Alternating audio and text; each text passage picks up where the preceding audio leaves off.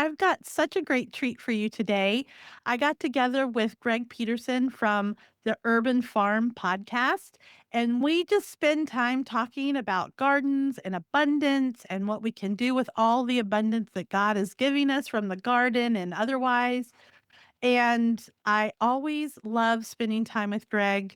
He is a delight. He is so knowledgeable. I just know you're going to love this podcast. Welcome, welcome, everybody. Greg Peterson here from the Urban Farm Podcast, and I'm here with Wendy Bergen. Thanks for having me, Greg. This is such a pleasure always to talk with you. Oh, right back at you. Well, and this will be something we're going to put out on both our channels. So Yeah.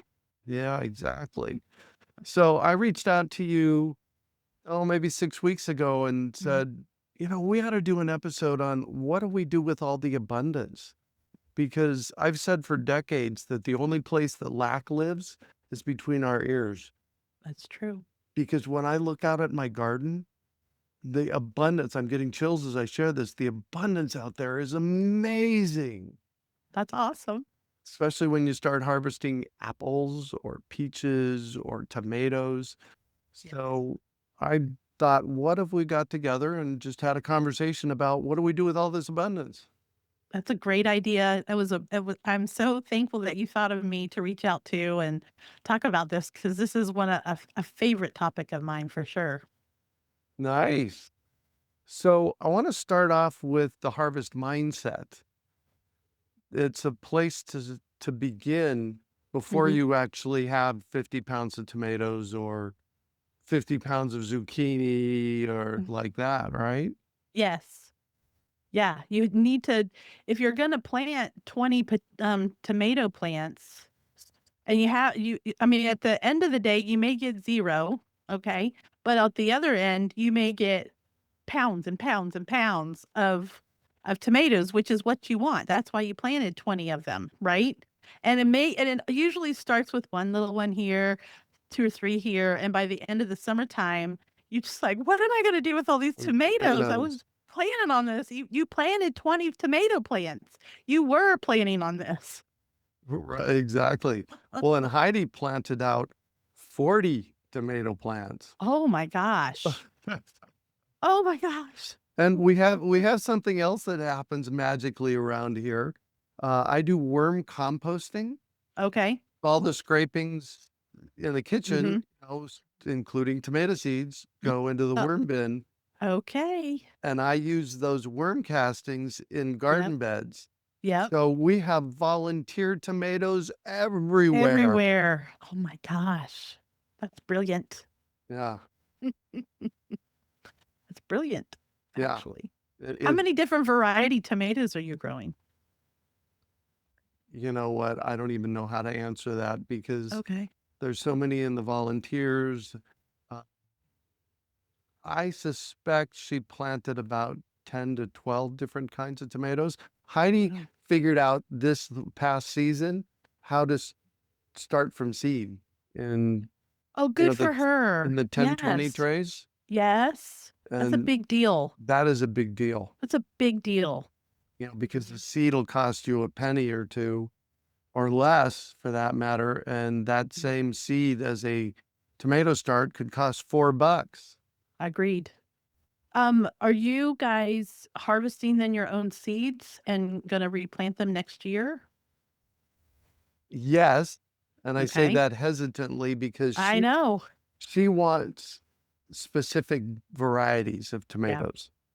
And right now we just have a mishmash. Bill McDorman is the seed saving guy that I do the seed chat with every Uh-huh. month. Yeah. And he just says, mix them all up. They call them a grex, a GREX. You Oh, just mix them all up and plant them and you get what you get. And we get quite the variety of tomatoes. I bet you do. Oh, So interesting. our favorite ones are about the size of a golf ball Okay. and they're purple, mostly purple, a little red. Are they like the purple Cherokee, that kind? Maybe. I don't know what the purple Cherokee looks like, but this could be it.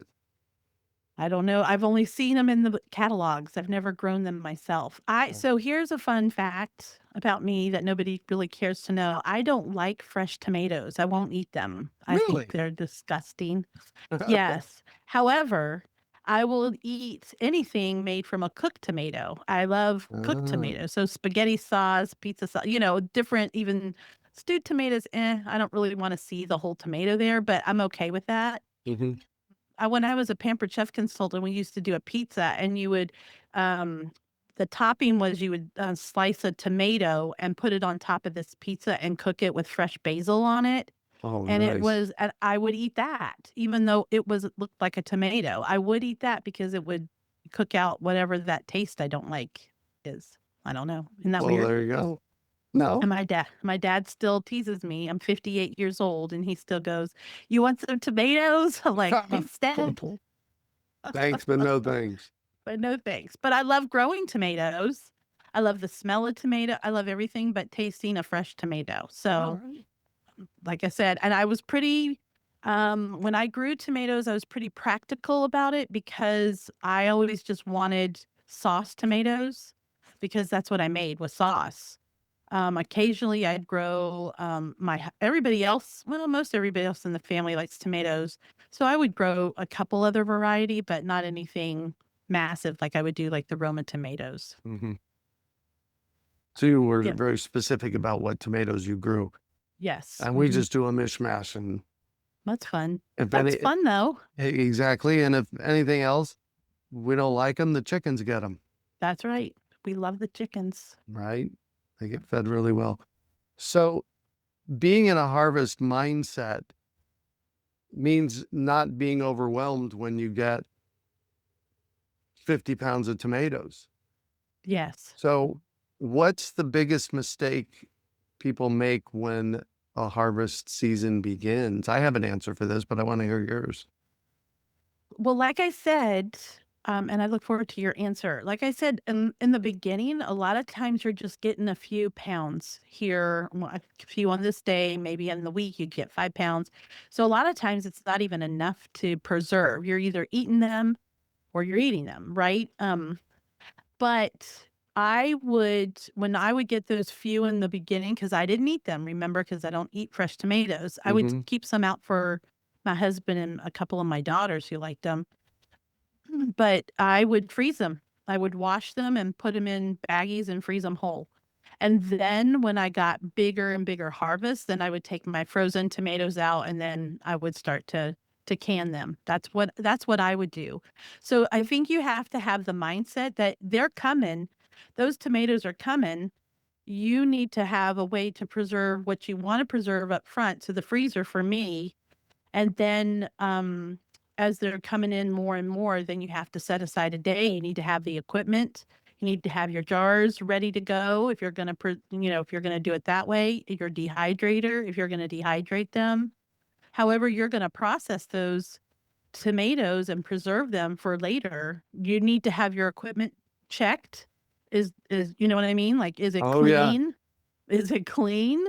Do you have enough jars? Do they have chips in the rims? Do you have enough lids? I've run out of lids in the past. I'm like, yikes. So you have to run and Right. get the lids.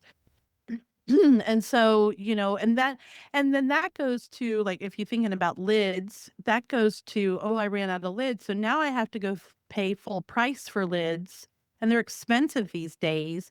Whereas if you knew ahead of time that, oh, I don't have enough lids, you could go shop around a little bit. There are Amish markets that are online now that sell these really great quality, very thick lids, and you can buy them in bulk for so much less than what you buy the Ball brand in the grocery store.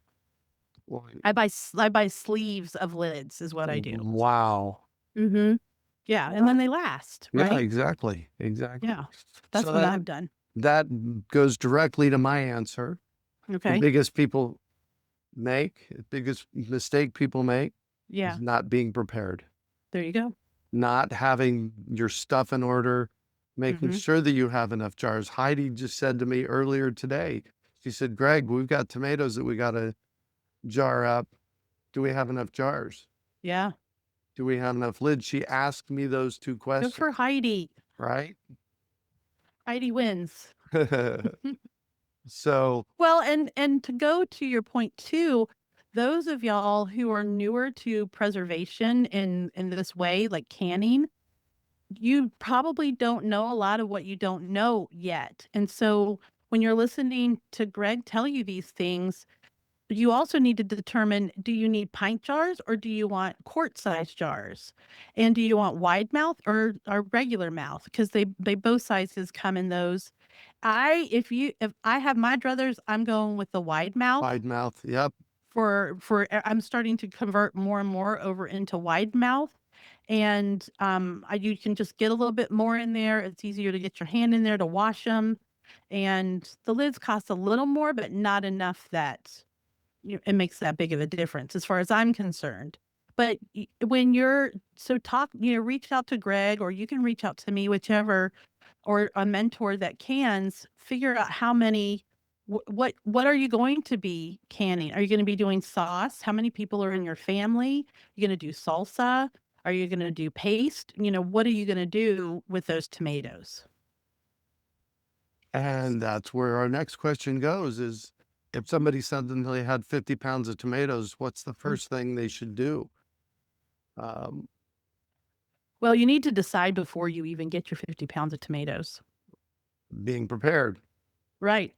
By So the do way, you, by the yeah, way, your podcast is Joyfully Prepared Podcast, right? it is. It's Yeah. homesteading made simple, joyfully prepared. Yes. Nice. Yes. Cool. So I talk about all sorts of stuff like that. But back to your point, do you eat a lot of tomato sauce? I'm meaning like, do you make spaghetti? I mean, what are you making at home that you could replace with home canned tomato something, a tomato product? In the beginning, when I started canning and I was canning tomato spaghetti sauce, I was putting all the herbs and spices in the sauce. And over the years, and I would make, flavor, whatever, like you would open up a bottle of Barilla sauce or whatever. And over the years, though, I stopped doing that and I just can pure tomato sauce. That is all I do. And then when I need tomato sauce for whether it's spaghetti, whether I'm making a curry or something like that, it's just pure tomato sauce. And then I add my spices and herbs and things to it. So I made it much more simple. One of the things I have found when I can with spices, herbs, sometimes, not all the time, sometimes the canning process does something to those spices and it can make an off flavor to them, to Oh, the sauce. I have a friend who made taco sauce, taco meat. I think it was ground beef and she put taco flavoring in there.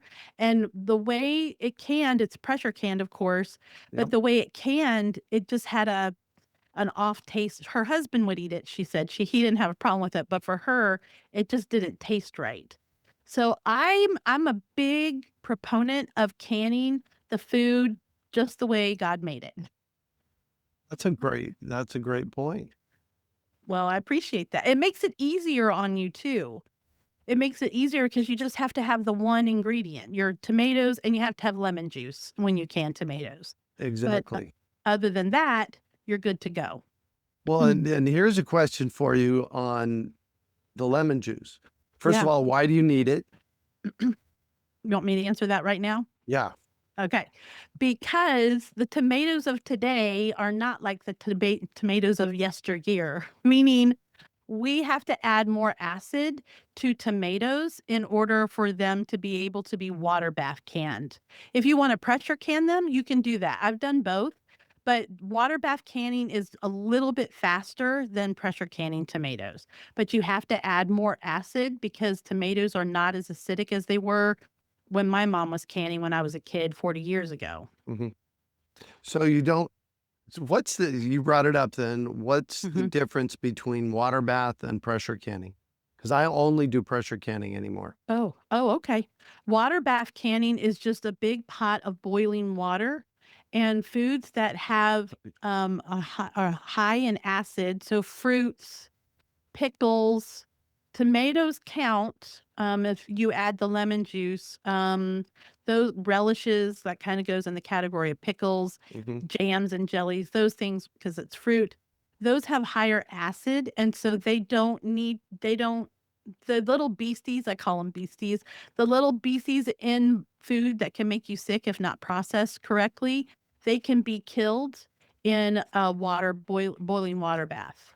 Whereas things like meats and vegetables, they have to be pressure canned because the pressure gets higher than 212 degrees. And that way it kills it penetrates the jar and the food and kills the beasties like botulism that create botulism, stuff like that. I'm very scientific about all of this and stuff. Well, I'm gonna throw a caveat in here. Okay. Whenever you're canning, Hmm. you need to follow a prescribed I agree. recipe, Yes. and there's a very particular way to do it. It's easy to do, Yes.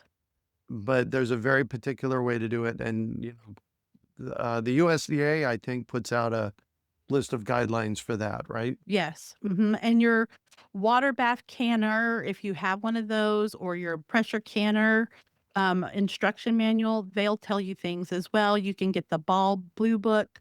It'll also give you, I highly recommend having that on your shelf, right? Absolutely. I was going to say that's the one I use. That's the one I use too. So I'm not a fan of I'm on a lot of different Facebook groups for canning, and people or water bath canning vegetables. I mean, for 3 hours at a time, which okay, I just would rather have my food. I'm just okay with the way this in this case, I'm okay with the way the government tells us to do. Right? I'm just okay with it. You know what I mean? Like Yeah. for instance, I had a friend, this is a long time ago, and I was visiting her, and she's like, "Oh, let me ask you a question." She brings me this quart-sized jar of like kidney beans. She said, "This man in my church gave me this jar of beans, and he said that he had water bath canned it." And I said, "You need to throw those beans away." And she said, "But it's food." And I appreciate that, right? Because we don't want to waste food. Absolutely. But and so I said, "But when in doubt, throw it out. That is the rule." And she's like, Yes. "But it's food." And I said, "That's about 25 cents worth of beans. Really?" Yeah. And she's like, "Oh, okay." I said, "The jar is worth more than the beans." That way, you know what I mean? And so she threw it out. No, we don't. I am not a fan of, I'm not a big fan of the rebel canning, um, whatever. I learn from them, but I'm very careful with what I choose to can and Well, how I choose to can it. yeah, that's why I just pressure can. I Mhm. used to have a water bath canner when I did peaches, and they worked just fine. But Yep. about 25 years ago, I bought a pressure canner, and I just do everything with that. Okay. And the pressure canner goes under pressure, makes the Yes. temperature go higher in the canner, Yes. Mhm. and sterilizes the food better. Correct. That's Yeah. correct. Because the pressure canner is, you're capturing the steam inside of, it's not full of water. It has some water in it, Yeah. a 3, 4 quarts of water, but it's capturing the steam, and that's the pressure, just like a good old fashioned steam locomotive. You're doing the same kind of thing inside of a canner. And it's not scary, I promise. It's It's not. very easy. So it's 1975. I plant my first fruit trees. One of them was a peach. And by 1979, I had so many peaches, I didn't know what to do with them all. And I said to my buddy, Tim, he and I were 18 at the time. I said, Tim, I'd love to learn how to can peaches. And he Mhm. said, my mom can teach you. So at Aw, 18 years old, I learned how to can peaches from Tim's mom. that's awesome. Right? Yes, It is simple. it is simple. There's You just just have to follow instructions. exactly. That's it. Really. Yeah. That's all. It's really very simple. It's one of the simplest ways. And what a blessing that we have the technology to be able to can and preserve. Amen to that. And we have air conditioning too. Right? Just in the past, talking about canning, just in the past year, I've canned bone broth. That's awesome. You're Like, making it yourself and I'm making canning it it. myself and canning it. Yep. That's awesome. What that's awesome. Good for you. Thanks. That's You really know, it's great. fun. It's Um, one of the things I'm gonna start do I've done it in the past and I'm gonna do it again. I grow elderberries and I know you do too, but you've yeah. had a little problem with those Hiccup this with year. the But yeah, exactly.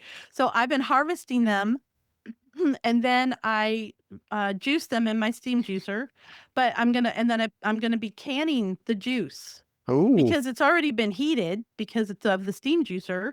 And so I'm just going to can it. And so it can just sit on my shelf. So when I need elderberry syrup, I can just pull it out and do it.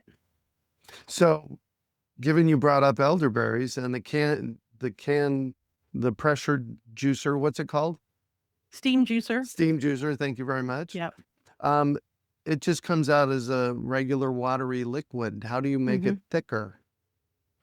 Well, my elderberry syrup never is really thick other than when I add the honey, it gets a little thicker, but Mm. I don't really have super you can just you could boil it down to make it thicker if you wanted to take more water off of it, but I just keep it more of a juice, like a regular juice. I call it elderberry syrup, but it's more juice It's than syrup. perfect. Perfect. Perfect. So Heidi asked me to ask you this. Okay? So she recently made, she took some of our tomatoes and made salsa Yay.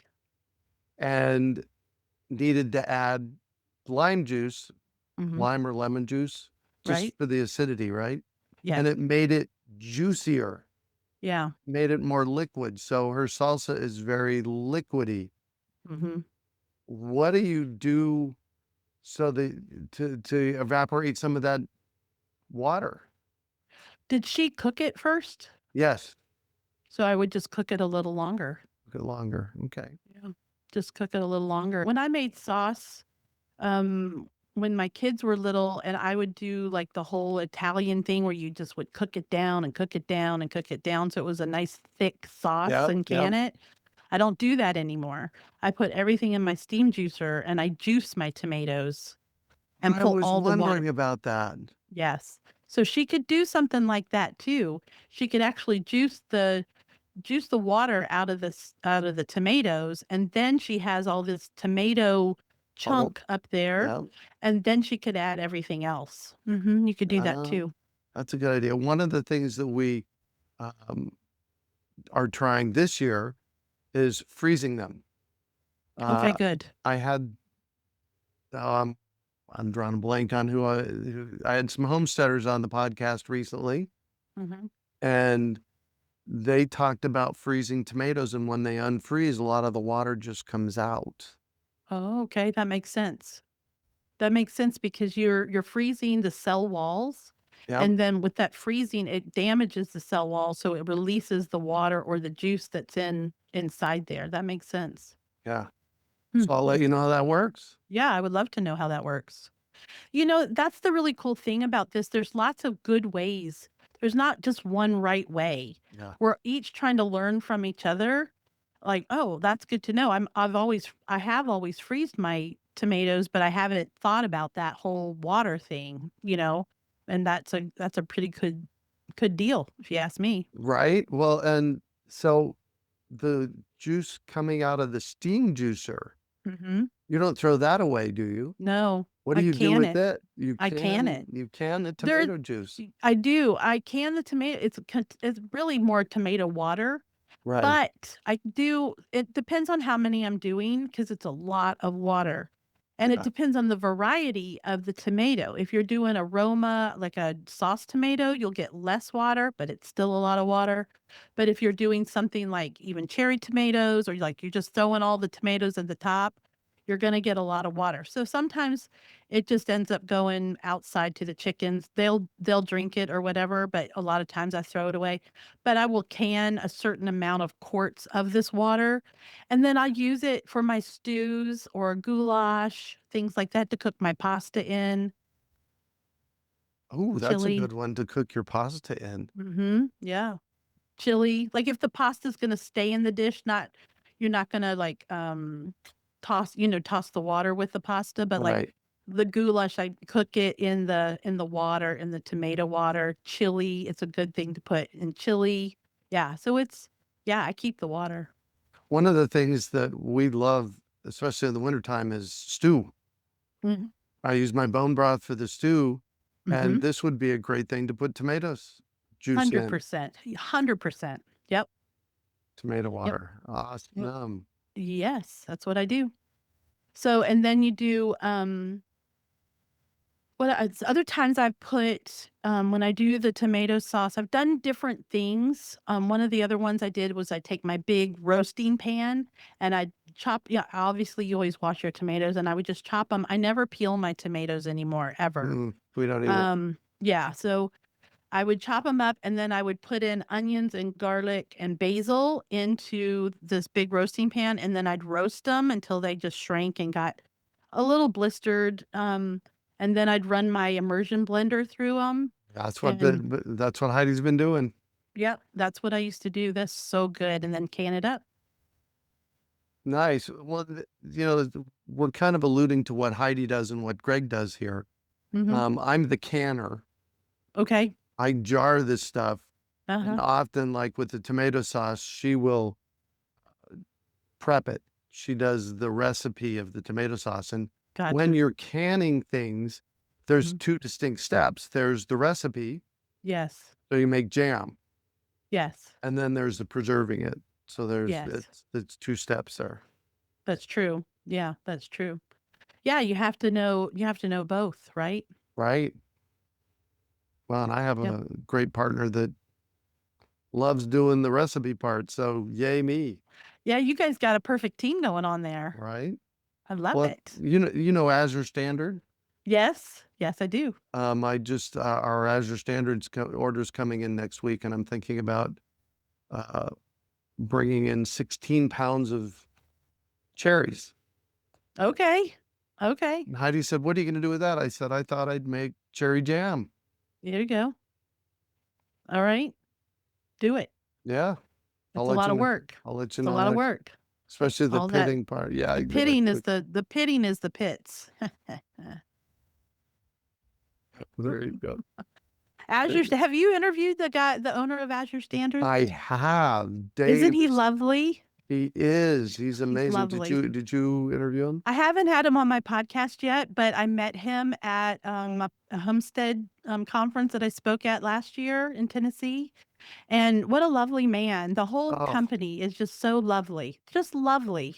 well, and their story is magical. Mhm. Mhm. Is magical. If They're you want just to, lovely. yeah, Yeah. yeah, definitely good people. So for those of you that are listening that have no idea what Azure Standard is, Azure standard.com, azurestandard.com. It is a bulk buying club and they have a massive amount. I think he said he had 200,000 items I believe it. in their It's just inventory, keep growing. Yeah. right? And much of it is organic. Mhm. And I connected in with them maybe 24 years ago. I've been buying Oh, from them wow. from for a long time. Wow. Basically, what happens is there's a drop off point in your neighborhood, Mhm. um, and it's somebody like you or me who Mhm. take it on, and you place your order, and once a month, a semi truck arrives and in about 15 minutes unloads everybody's orders, and Mhm. everybody shows up to help unload the orders. Right. And then you take your stuff home and we get chicken feed and rice Oh, and that's nice. oh yeah, all kinds of Yeah. stuff in That's bulk from cool. them. Yeah. So Yeah, I ours drops on Friday. I'm getting some grain. I'm getting some spelt and soft white wheat. That's what I'm uh, doing. the grain itself. Yeah. Oh yeah. So I Uh, grind it. I've been grinding. I know we're supposed to be talking about the abundance of gardens. I'm sorry, but I've been grinding. it's I okay. don't know if This you've is heard. wonderful. Have you heard of Susan Becker? Have you heard of her? You need to look her information up too. So she's written this amazing book that I cannot remember the name of right now. But she's on a bunch of podcasts. I think she has her own podcast, but she talks about how healthy fresh milled grain is for our Yes. bodies. Yes. and how she just goes on and on about what white flour is and how awful it is and how people are turning their health around because they're milling their own grains. Hmm. And I've been milling my own grain for 100 years. I'm about that old. I just I'm almost there. But and so I've been my bread is her recipe for just basic yeast bread. I'll send you a copy, Greg. Oh, I love Um that. I will send you, but I made bread on Saturday and I'm telling you what, I have never made such good full hard red wheat, which is usually very nutty and very kind of hard, like even Hmm. in the bread. Yeah. You would think that I just walked out the Wonder Bread factory with this beautiful loaf of bread. It is just like sandwich bread. It is so delicious. I can't believe it. Nice. And her recipe just never fails to work for me. And anyway, it's just lovely. It's absolutely lovely.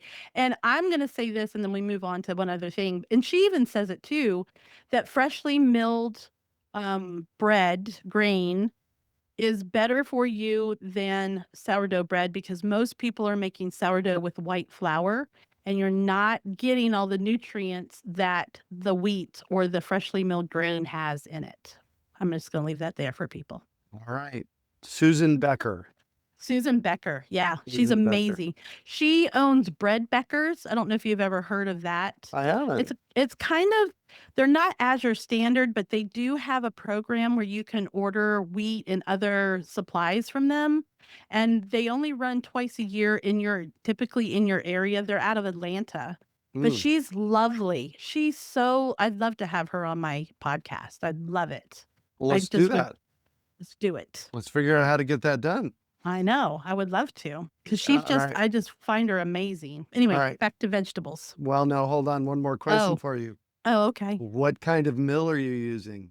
I have 3 different mills. The one Oh. I know, because one is none. I'm waiting. There is so much truth to that. Right? Don't ask me how many pressure canners I have. Oh.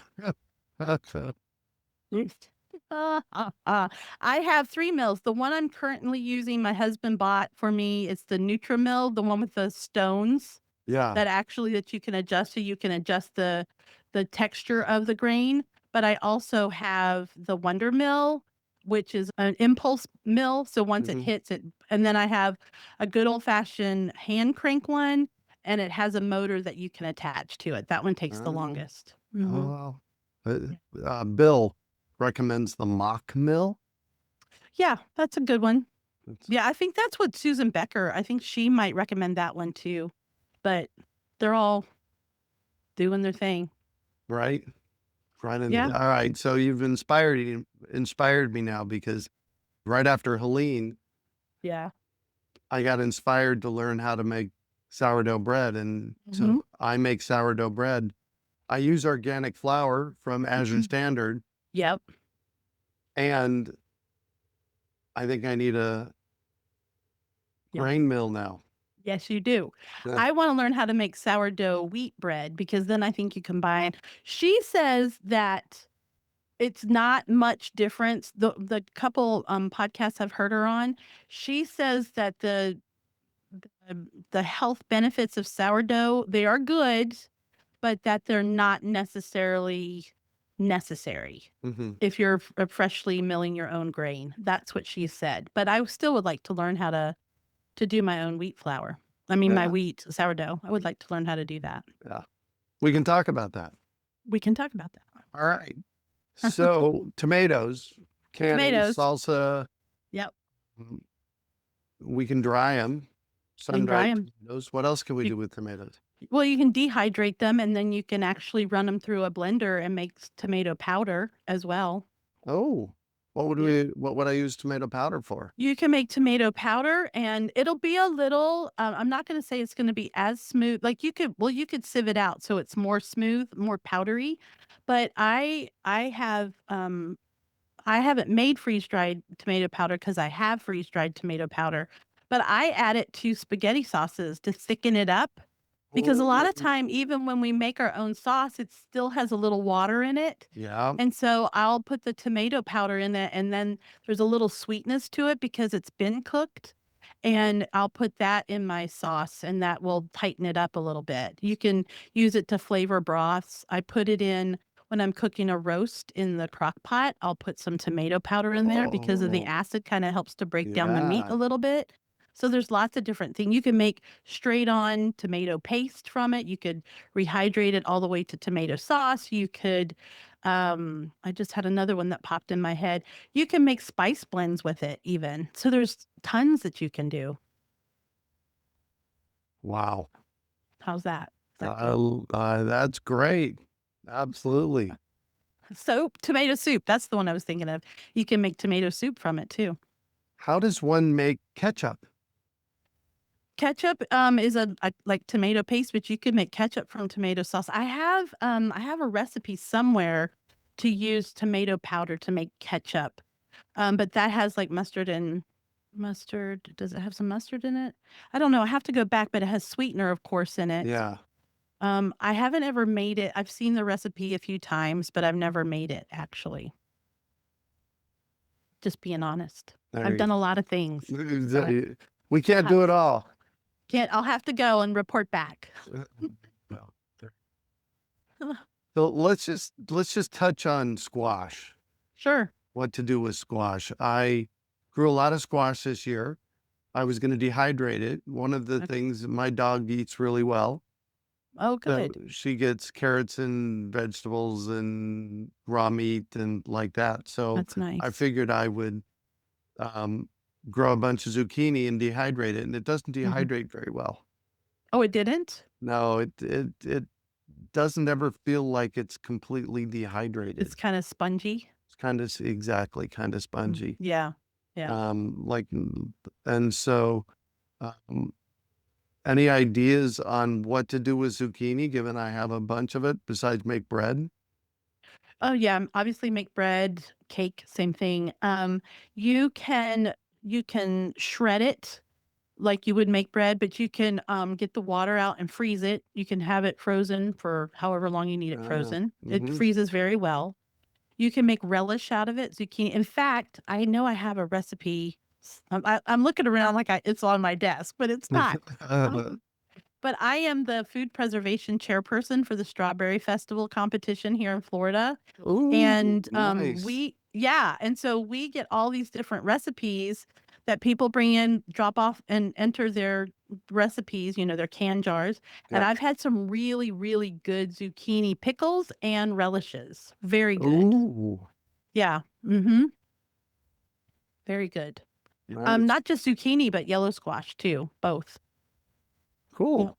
Yeah. So you can do stuff like that. So you can pickle them, turn them into relish. One of the weirder things that I've heard, I did it.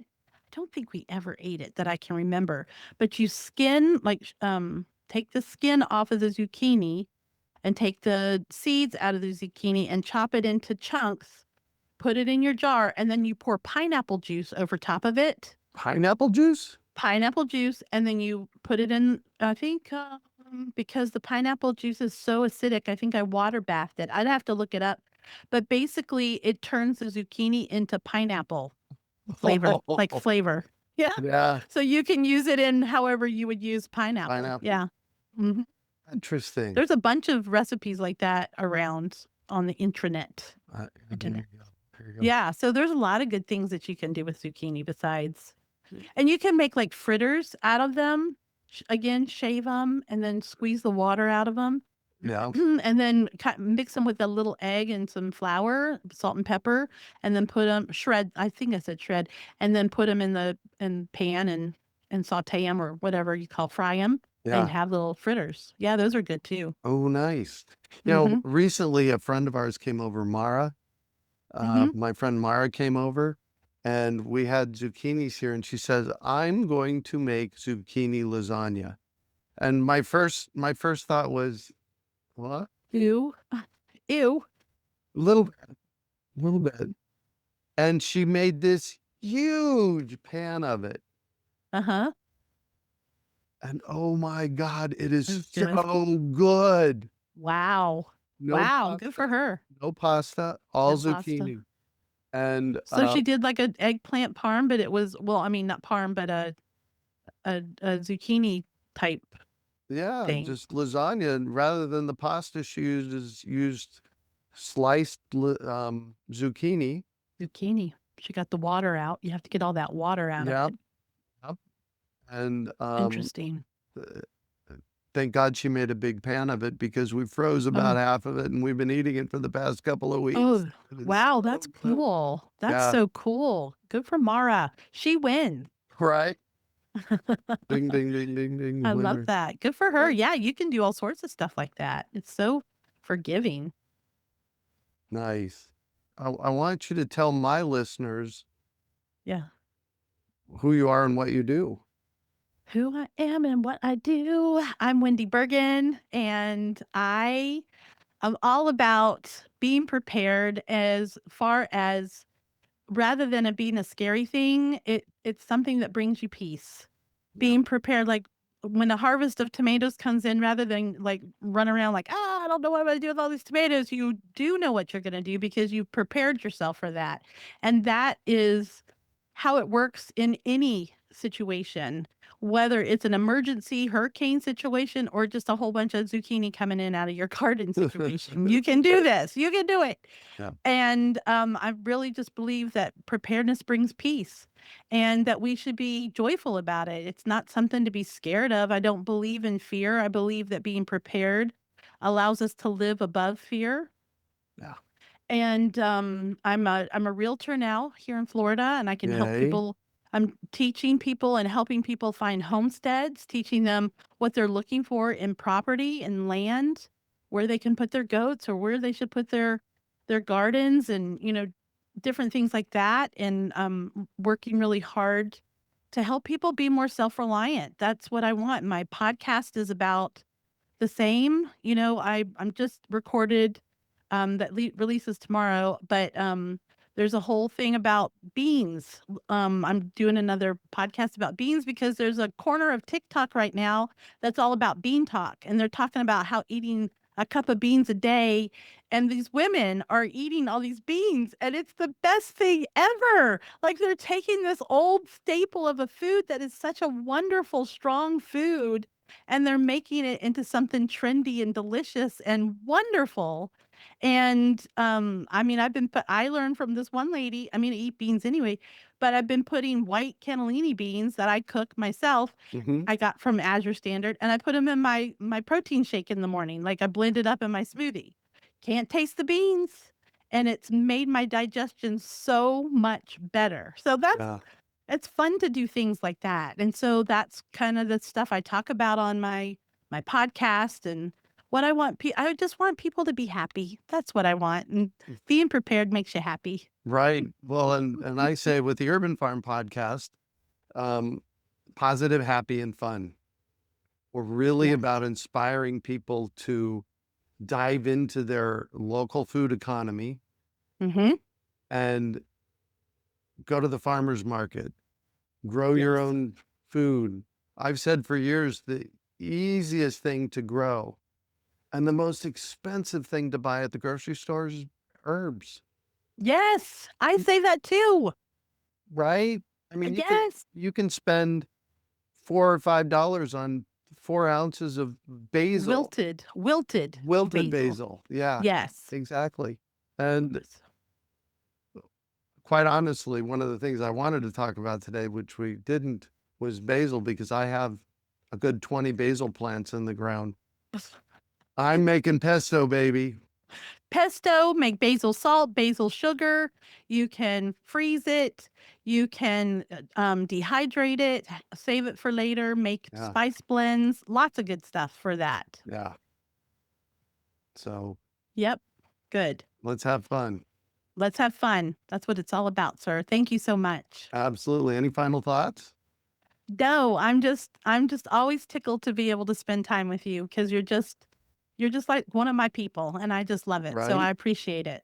And for those of you on the Urban Farm podcast, please go listen to her. I listen to Wendy on her podcast often. So Thank you. I yeah. appreciate that. And you're on YouTube too.